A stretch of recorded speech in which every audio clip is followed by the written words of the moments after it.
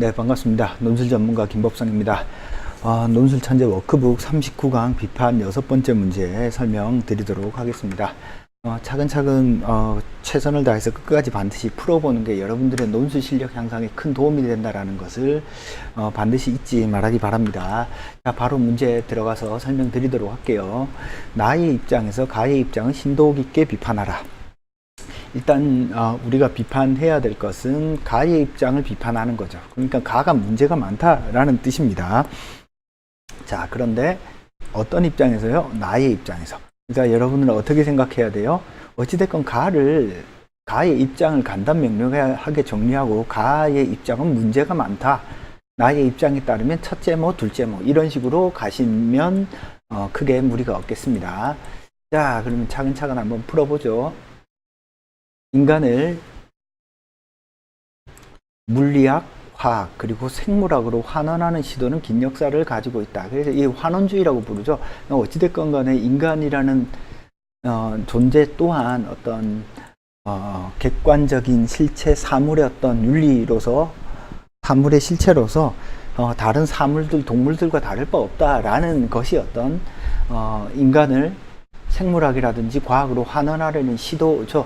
이러한 시도 중에 가장 최근의 것이 어떤 유전공학입니다. 그래서 인간이라는 존재도 유전공학적으로 완벽하게 만들 수 있다 라고 하는 것이 어떤 유전공학의 어떤 이념이죠. 과학자들과 휴머니스트는 이제 윤리학을 일시적으로 철학자의 손에서 해방시켜서 생물학의 언어로 설명해야 된다라는 제안을 고려해야 된다. 무슨 뜻이에요? 과학자들이 뭔가 고려하는 게 아니라 그냥 바람직한 인간을 유전적으로 만들어서 하면 되지 뭘 또 어떻게 착하게 살아야 되냐 뭐 고민하고 그러냐. 그러니까 철학자, 윤리학자 이런 것들 다 집어치우고 그냥 과학자들한테 모든 걸 넘겨라 이런 소리입니다. 그래서 사회생물학의 순전한 현상론의 기본 이론으로 바뀌려면 인간의 뇌가 뉴런 수준에서 완전히 설명되기를 기다려야 된다. 그 메커니즘을 세포 수준으로 분해해서 종이를 그릴 수 있고 조립해서 다시 감정을 느끼고 윤리적으로 판단할 수 있게 되어야 인식은 회로로 이해될 것이다. 뭔가 좀 생략된 것 같은데 왜 이렇게 돼 있죠? 하여튼 어찌됐건 지금 첫 번째, 두 번째 단락은 최근의 현대 과학이 어떤 인문학적 소양이라든지 윤리 도덕적인 것을 없애고 어떤 과학적인 것으로 모두 바꾼다면 인류 사회의 어떤 윤리 도덕적 문제가 완전히 해결될 거야 라는 걸 이야기하고 있는 겁니다. 이것이야말로 도덕성을 얻는 대가로 기계가 되기를 원했던 토마스 헉슬리의 현대판 아닌가. 토마스 헉슬리가 멋진 신세계에서 인간을 유전공학적으로 개발함으로써 어떤 윤리 도덕적인 어떤 죄책감, 죄의식, 욕망 이런 것들을 어떤 과학적으로 다 통제하는 그런 시대를 보여주고 있죠. 그죠? 자, 조금 더 보겠습니다. 이 방향으로 가는 첫걸음은 유전적으로 다른 동물을 개조하는 것이다. 그래서 다른 동물을 개조하는 것이다. 웰스, 우연히도 그는 헉슬리와 함께 한 해 동안 생물학을 공부했다. 그의 유토피아 소설 신과 같은 인간에서 앞에서 설명한 오늘날 일어나고 있는 일을 몇 가지 예측했다. 그래서 인간에게 어떤 자기 자신을 유전공학적으로 바꿀 수 있는 성스러운 특권이 주어졌고 그것에 대한 이야기를 하고 있는 겁니다. 그죠? 그래서 그의 계획에는 무게 1kg쯤 되는 어떤 우주닭이 있는데 이것은 제작되는 것이 아니라 유전공학적으로 키우는 것. 인공지능에 의해 동작하고 태양전기로 추진한다. 결국에는 인간이 이 동물을 조작하고 최종적으로 인간도 조작을 해서 어떤 윤리 도덕이 필요 없는 인간의 이상에 완전히 부합하는 어떤 종을 인간 스스로 만들어낼 수 있다라고 말하는 것이 지금 이 내용의 지금 주된 포인트라고 볼 수 있겠습니다. 자, 조금 더 보겠습니다. 유명한 분자 생물학자 윌리엄 데이는 인간의 진화를 이렇게 예측했다. 인간은 서로 다른 정신적 능력을 갖는 종류로 나누어져 여러 가지 종으로 분화할 것이다. 이러한 종류 중에서 새로운 종이 태어날 것인데 이것을 오메가 인간이라고 하자. 이런 알파, 오메가는 제일 끝이죠. Z잖아, Z. 그죠? 알파는 A고 A2G 할 때 알파요, 오메가, A2G를 다른 말로 알파요, 오메가 뭐 이런 얘기죠. 그죠? 오메가. 결국에는 어떤 최후의 인간이 어떤 진화의 끝머리에서 완전히 최종적으로 완성된 인간은 오메가 인간이라고 했고 이 오메가 인간은 어떻게 만들어져요? 과학적으로 만들어지는 거네요. 그죠?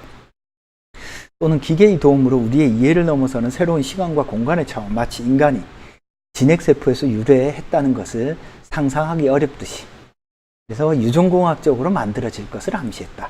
결국에는 유전공학적으로 인간을 이렇게 만들어내는 것, 강화하는 것이 인간의 어떤 미래다, 즉 최후의 인간으로서 어떤 모습이다라고 이야기하는 거네요. 그래서 지금 우리가 슈퍼맨을 만들어내지 못할 이유는 뭐냐?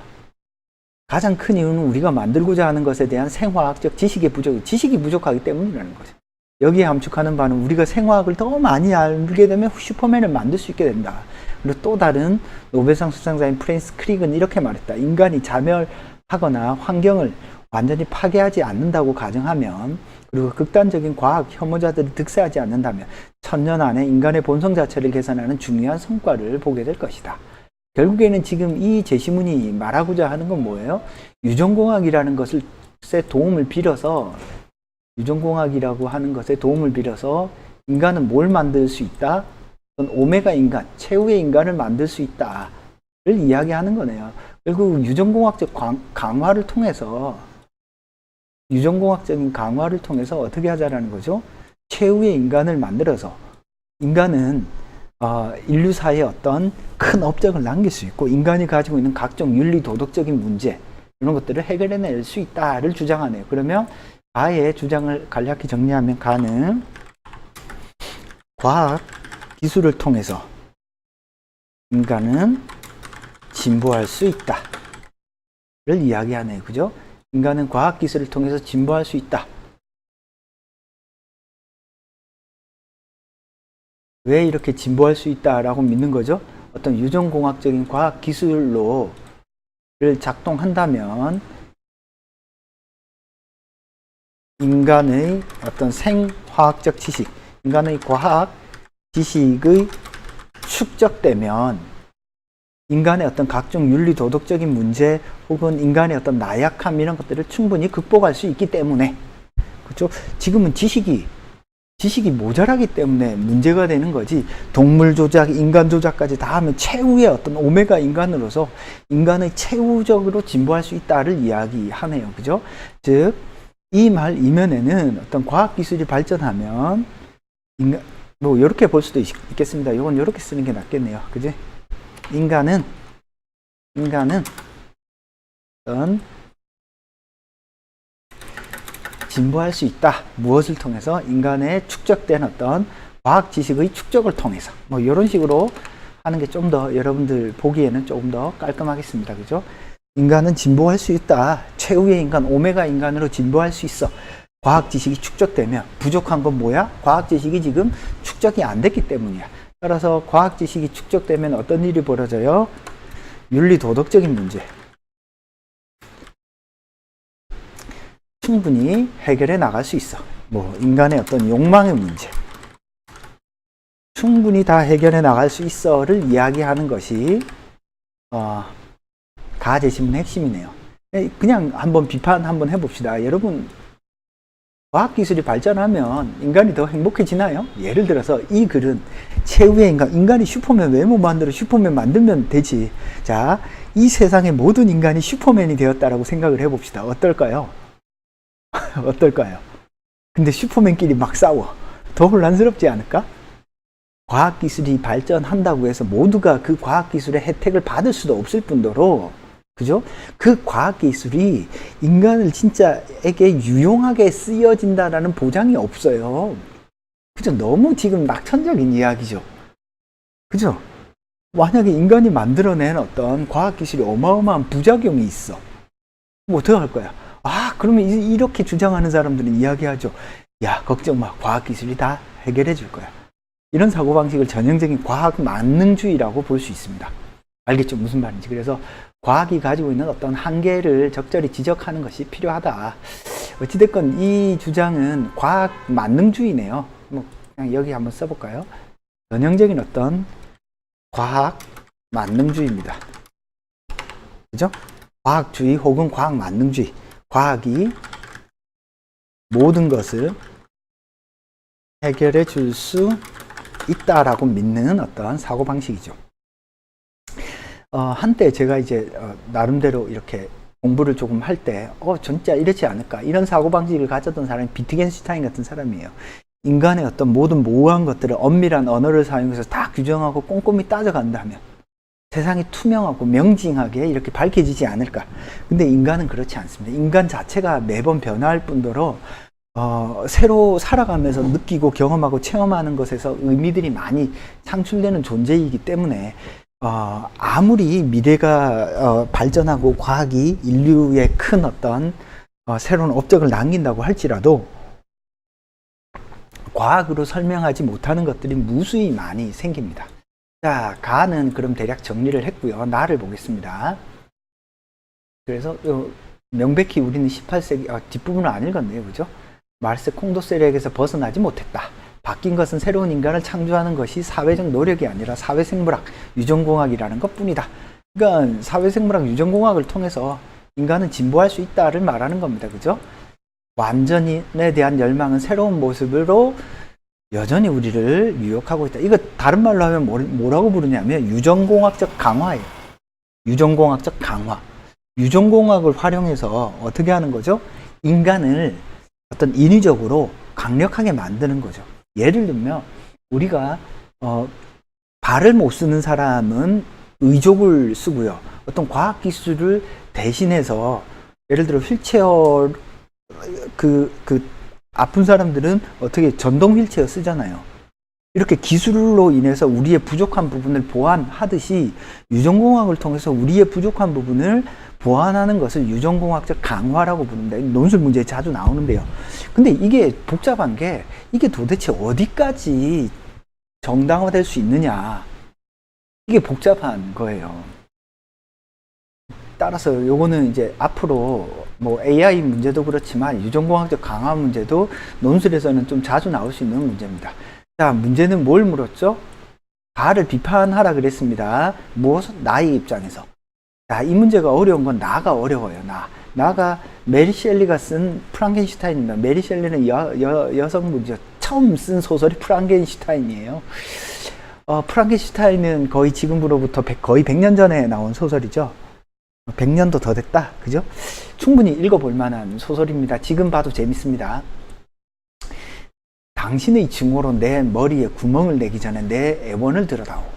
당신이 지금 나에게 고통을 더하기 전에도 나는 벌써 충분히 괴로움을 당했다.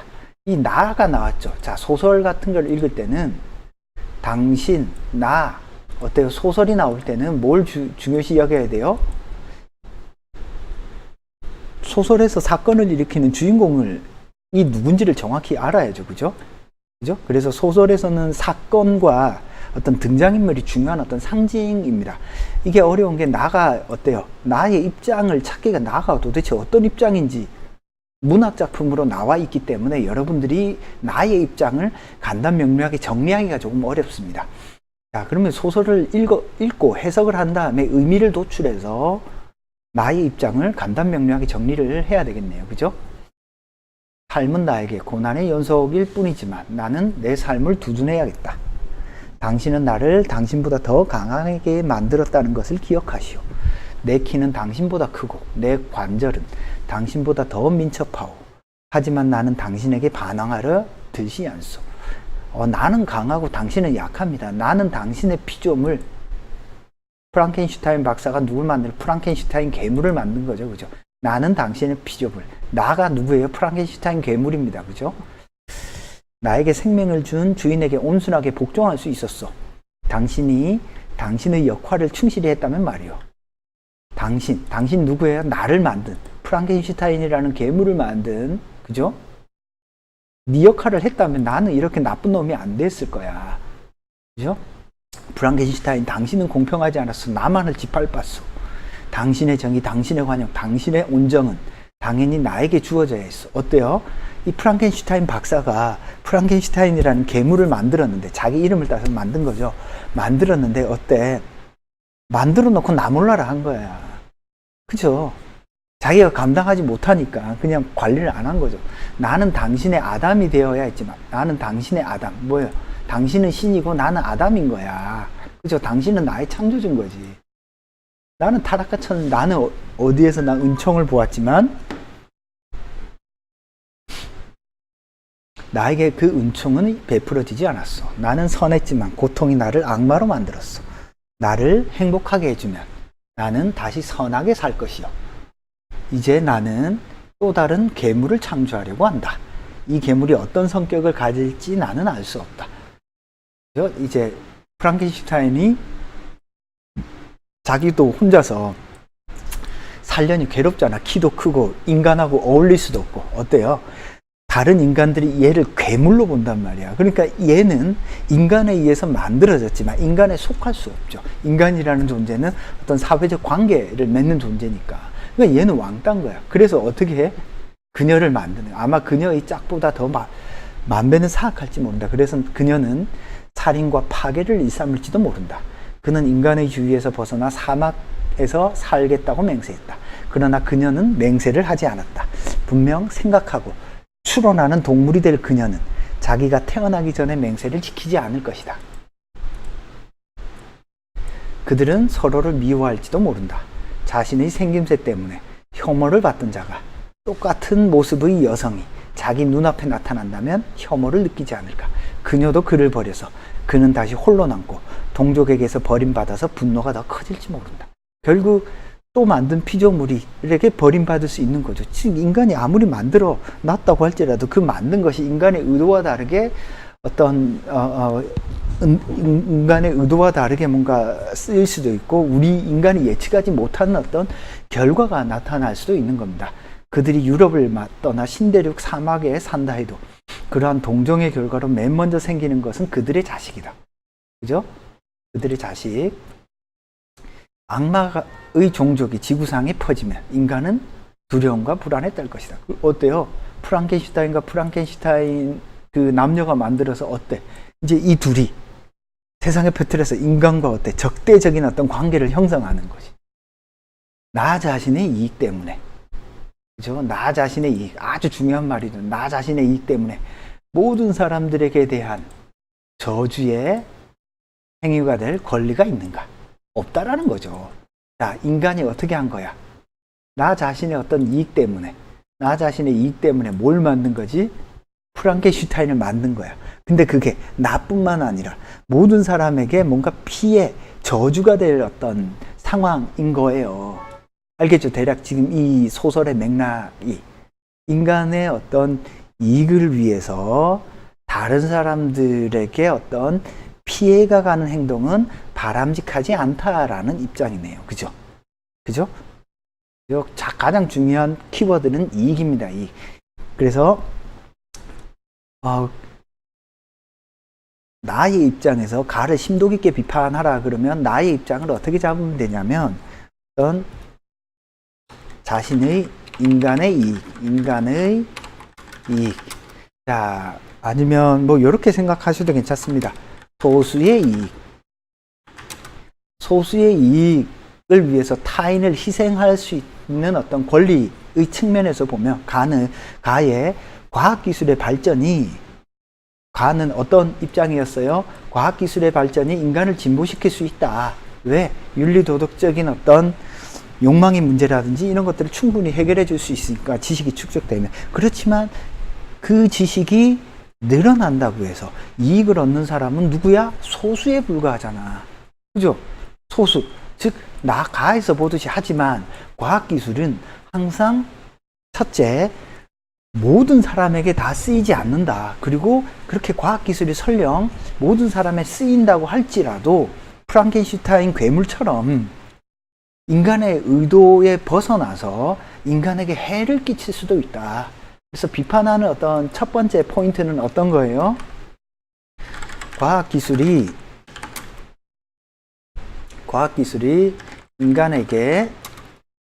인간 모두에게 이익이 되지 않는다. 오히려 소수가 독점할 수 있는 거죠. 그죠? 설령 이익이 된다고 하더라도 예측하지 못하는 위험이 있다. 자, 보세요. 누가 프랑켄슈타인 박사는 진짜 프랑켄슈타인과 같은 그런 괴물이 나올 줄 알았겠어요? 자기의 온 힘을 다해서 이렇게 생명을 살려 놓은 거잖아. 새로운 생명을 만든 거잖아요. 근데 이게 괴물처럼 괴팍하고 힘은 세지만 자기와 이렇게 소통한다거나 이런 게 안 되니까 나몰라라 이제 만들어 놓고 나니까 프랑켄슈타인 박사는 완전히 나몰라라 한 거잖아. 관심이 뚝 떨어진 거죠. 그죠?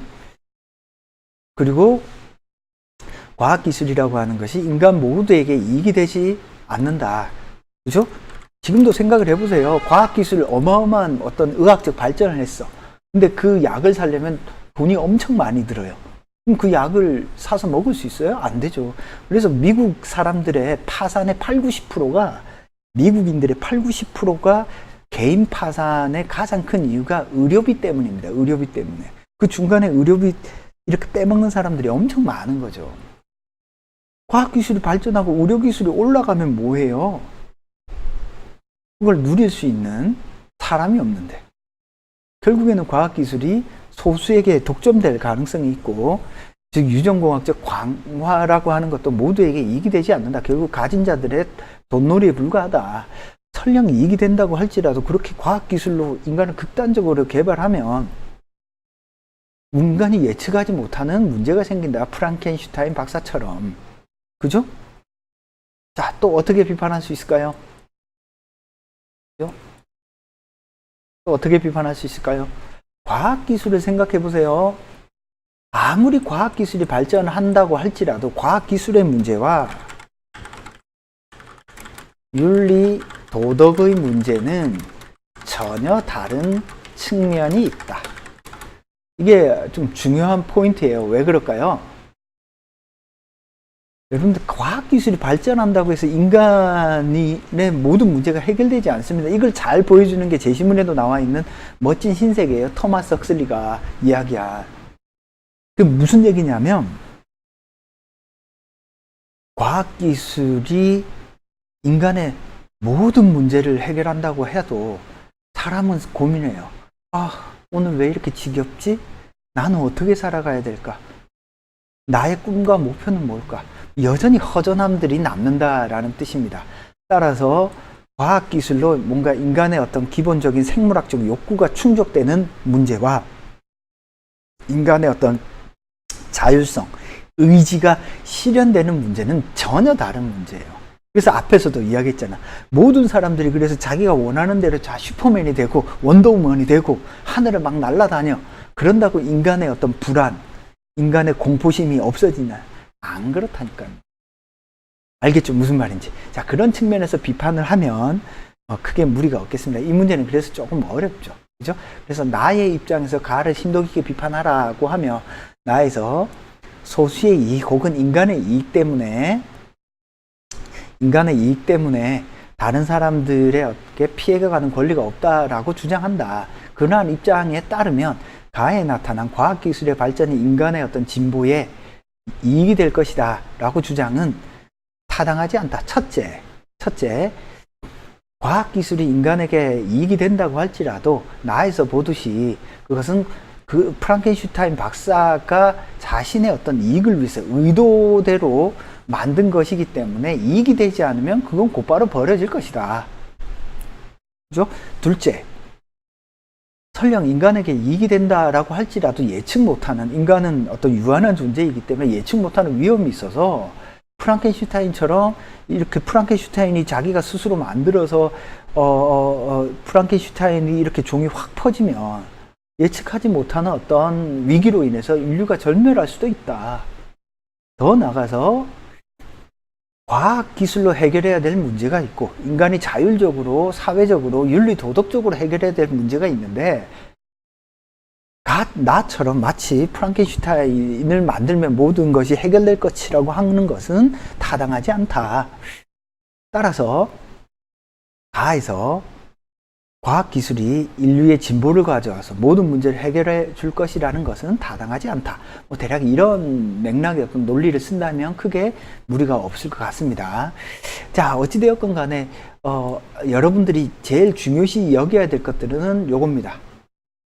자, 이 이익, 그죠? 나 자신의 이익 때문에 다른 사람들에게 저주가 될 행위.